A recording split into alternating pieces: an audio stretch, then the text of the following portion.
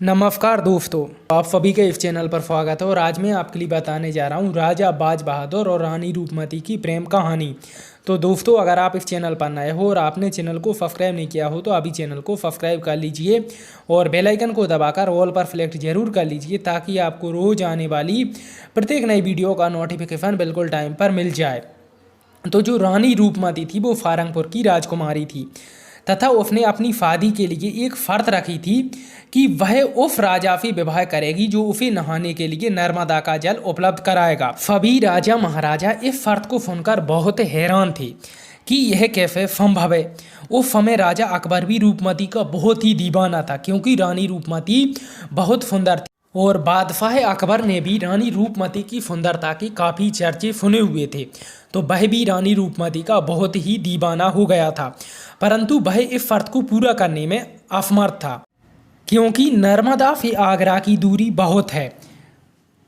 फिर इस शर्त को पूरा करने की ठानी राजा बाज बहादुर ने और उसने अपनी राजधानी मांडू में एक कुंड खुदवाया और नर्मदा से नहर बनवाकर पानी उसमें ले गया और उस कुंड का नाम रखा रीवा कुंड, क्योंकि नर्मदा जो नदी है उसका पुराना नाम रीवा ही है।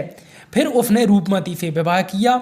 तो यह खबर सुनकर राजा अकबर बहुत ही क्रोधित हुआ क्योंकि अकबर जो था वो रानी रूपमती का बहुत ही दीवाना था और अकबर सोच रहा था कि रूपमती की यह शर्त तो कोई भी राजा महाराजा पूरी नहीं कर पाएगा और रानी रूपमती को अकबर से ही विवाह करना पड़ेगा।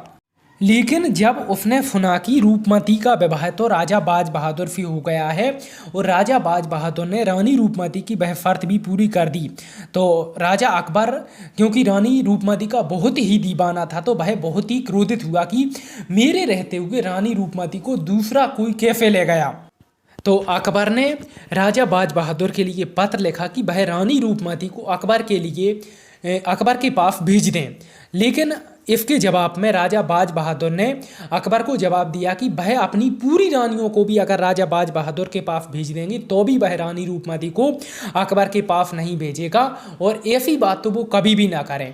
तो इससे गुस्सा होकर के बादशाह अकबर ने अपने सेनापति को मांडू पर चढ़ाई करने के लिए भेज दिया और जो राजा अकबर का सेनापति था उसने मांडू पर चढ़ाई कर दी और राजा बाज बहादुर को हरा दिया और हरा करके बंदी बनाकर आगरा ले गया।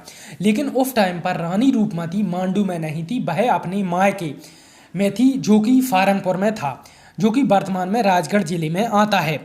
तो जो अकबर का सेनापति था वह राजा बाज बहादुर को बंदी बना करके आगरा ले गया और उसके बारे में भ्रम फैला दिया गया। किसकी? राजा बाज बहादुर के बारे में भ्रम फैला दिया गया कि उसकी हत्या करवा दी अकबर ने।